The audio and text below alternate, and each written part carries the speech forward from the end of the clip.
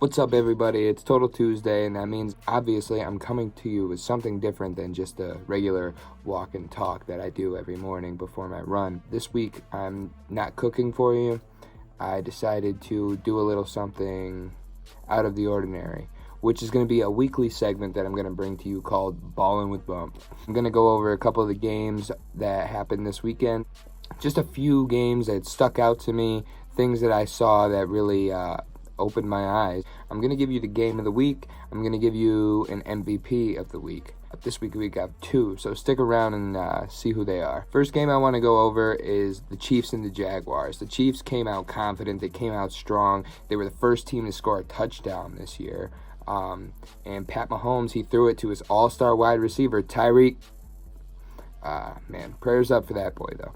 Sammy Watkins came out and had a day, okay? 9 receptions, 198 yards, and 3 touchdowns. I saw Sammy Watkins go on a lot of fantasy drafts because obviously everybody saw what Tyreek Hill did last season. Nobody's got wheels like Hill. Pat Mahomes had 387 yards, 3 touchdowns, all of which to Sammy Watkins. So that's going to be a target you want to look out for. Also, Pat Mahomes showed a lot of toughness and a lot of resilience coming out, getting hurt early in the game, sticking it out, standing stiff on that ankle, and just tossing bombs for the rest of the day. One thing I did see, which makes me point out their confidence in the way they're playing, they're going to be a Super Bowl contender for years to come if they keep it up. Their defense looked amazing, but he threw that no-look pass that everybody's talking about. He does it all the time. Let's not get too cocky, okay? Let's just come down, play football, do it the right way. Kelsey was wide open. He didn't have to throw a no-look there. Kelsey was wide open. One more thing with that game. Nick Foles, unfortunately, he's been known to be injury-prone. I wish him a speedy recovery.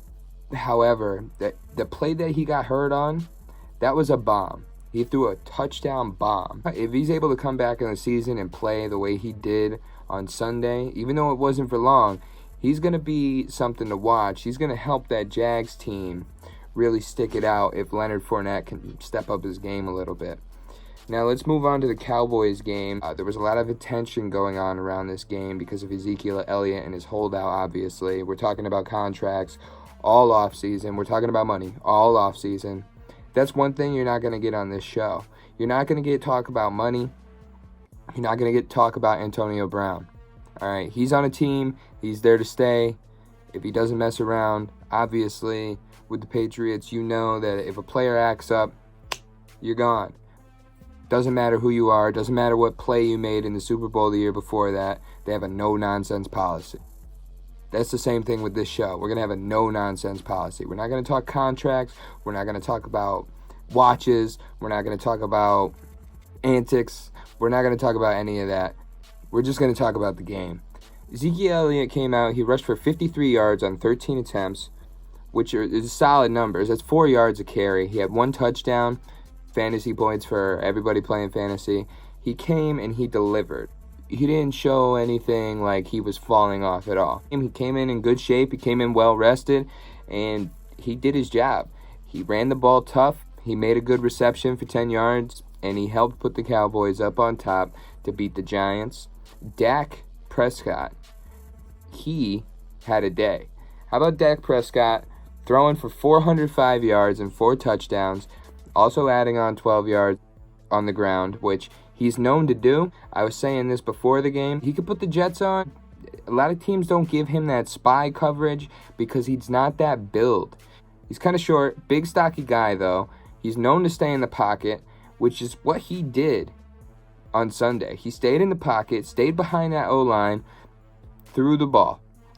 Threw the ball, had his best game yet, which came against a Giants defense that we don't know what to see yet. The thing I saw with the Giants is they have something to look forward to. That is called Saquon Barkley. Saquon Barkley ran for 120 yards, okay? No touchdowns, but 120 yards. He had a couple big rushes that really opened your eyes. He also had some success catching the ball out of the backfield, so he's going to be a player to watch. He's going to be a player that's on a lot of people's fantasy teams who's He's going to make them happy. He's going to make them real happy. Eli Manning didn't have a bad game. Threw for 300 yards and a touchdown. A lot of people want to talk bad about Eli Manning. He's a quality player. He just goes in, gets it done. And unfortunately, the Giants defense could not get it done for them on Sunday. So, we're going to move on from that game, and we're going to talk about the Cardinals now. Was Kyler Murray nervous, or what was going on? The Lions came out. They made it look like they were going to sweep up the floor with them, scoring 17 first-half points. And they collapsed. Was it a Lions defense becoming tired, or were the Cardinals fired up at home? One thing we did see was Larry Fitzgerald, making some huge plays towards the end of the game and in overtime to get them down the field, to be able to score that field goal.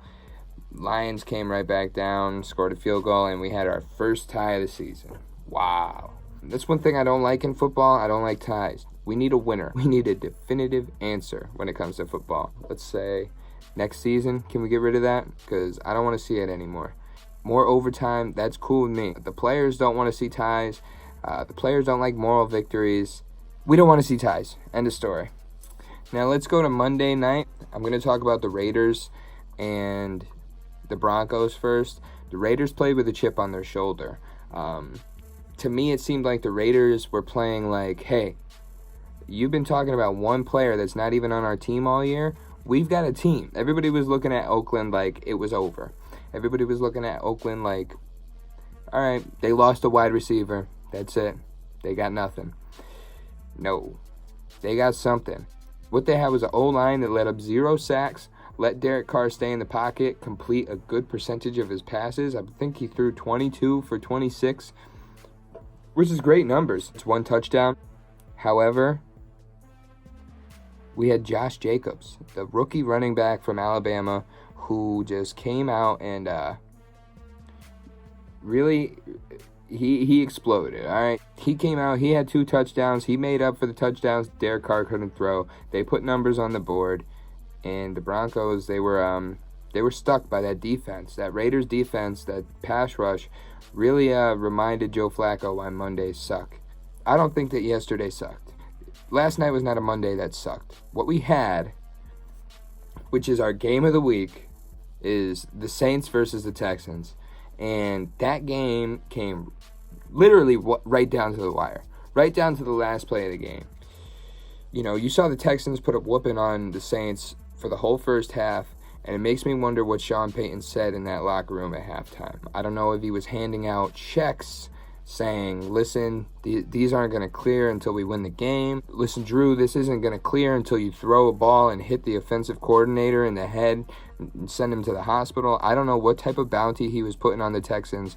Whatever it was, it worked. They came out firing on all cylinders in the second half. They were down 11 points at halftime, and they came back and they took it to the Texans, scoring 27 points in the second half.